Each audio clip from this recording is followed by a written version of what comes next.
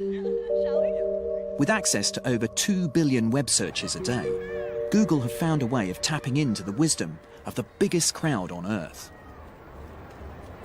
And by doing so, they've been able to reveal the forces that control our lives and harness them to make predictions about us.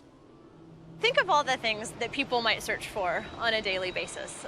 Think of the things that you might search for on a daily basis. Yeah, well, I've searched for a couple of cities in Mexico and films in Hackney today. Lots of people may be searching for a similar thing, movies in Hackney, for example. And you could see, if you looked at that query over the past 3 years, what the pattern of searches for that term looked like.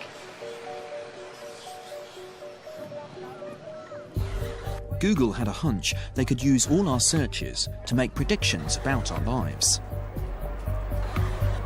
They wanted to see if they could match the pattern of certain searches with events in the real world. Google began by seeing if they could predict outbreaks of flu.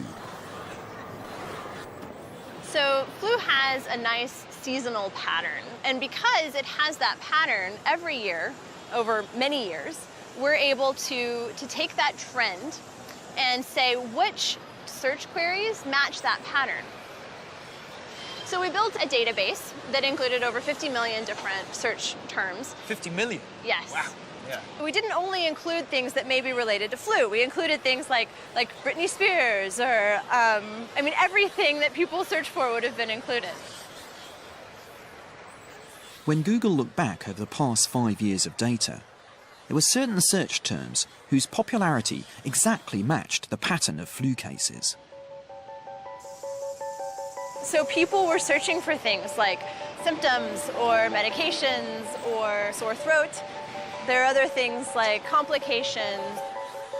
So you're saying that the sort of number of search terms for flu-related things almost exactly mirrors the actual cases of flu that we see in the population? That's true. It is an accurate indicator of flu activity just based on lots of people searching for these terms.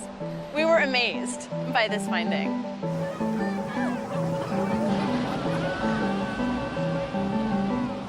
As soon as they see this pattern of search terms, Google can predict there'll be an outbreak of flu, often before people have even gone to the doctor. This is the extraordinary power of the code. But it's just the tip of the iceberg. The searches we make can be used to predict where we're going to go on holiday, what model of car we're going to buy, or how we're going to vote. Often before we know ourselves. It's even been possible to forecast the movement of the stock market from the number of negative words used on Twitter.